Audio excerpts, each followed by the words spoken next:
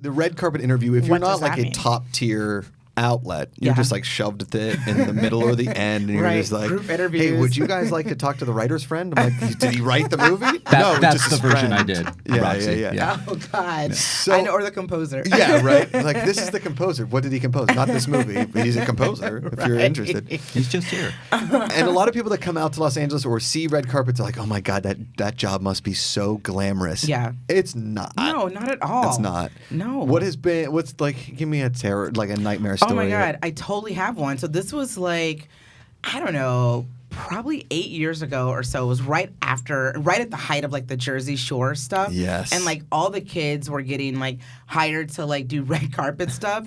And so this was the Grammys, and I feel like it was some like the late night show or one of those shows that hired Mike the Situation. Oh, no. Right. And he was like right next to myself and like my usual group of like red carpet friends. And I think that he thought, because he had clearly never done this before, that like he based off the strength of the popularity of Jersey Shore, that he could grab like all of these really big people that normally they wouldn't be able to have grabbed before. And I mean, in some ways he was right, but they were really just like Rihanna walks by and she had the flu that night and there was no way she was talking to anybody. And she's like, Mike, abs, and then like kept walking, but like, and then he came back and he going, see, like I know the people, and I wanted to be like, dude, we all know the people, like all of us know the people. Those of us who went to college, like studied this shit, moved out, like we all know the people, but that's not how this whole game works. Yeah. But it was funny because like we just all kind of kind of took pleasure in like him kind of realizing like how hard the red carpet is. And then after that, we go backstage, and that was the year, this is so embarrassing. That was the year that like Justin Bieber was up for like Best New Artist or something. And he didn't win. He lost out to the violinist. Which is crazy. Yeah. He lost, was it him and who was the other guy that lost? Either Drake or somebody. Like, it was people who like have careers now. Or Kendrick maybe. It was somebody lost the same year as Bieber to this girl. I literally just was looking at this. I have it on my phone in a note right now. I will Oh my literally, God. Don't even pull it up on there. Was it like Yo-Yo Ma's I'm not daughter? kidding you. No, not a violinist. No, it was like a jazz. I'm about to I can tell think you, of her- it's literally in a note. Esperanza do Spalding. not.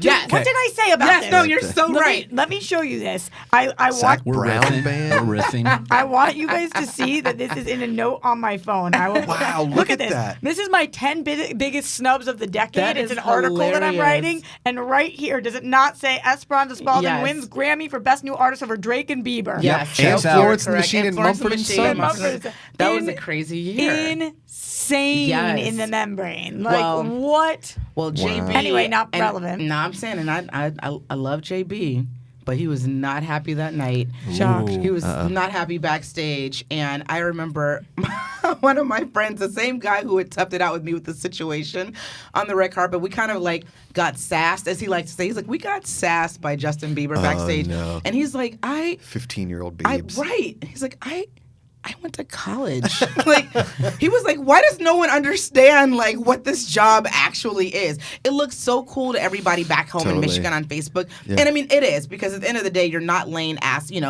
in 100-degree weather. You know what I mean? Like, it is an awesome job. You effectively get to hang out with like the world's most famous people, hang out, interview them, talk to you. They probably know you by name. Maybe they like follow you on IG or whatever. Yeah. And it's like a thing, and you develop a rapport. But I mean, at the end of the day, you sometimes get sassed by a Canadian pop star. And not the one that you wanted. If Drake had sassed me, Right. Drake's cool. I would have taken a Drake sassing, but we Yes. were like, Does it past your affect bedtime? you? Does it affect you how you look at celebrities now? Like, do you look at that experience or with the situation, and now when you see them in the news, you're like, oh, Justin Bieber, situation, best friends by the way with the Fire Festival guy. Yeah. Oh, is he really? Yeah, They became in jail. In jail, they became buddies. So That's a story I would have loved to have reported Right. on. There's going to actually. be a Lifetime biopic, the fire situation.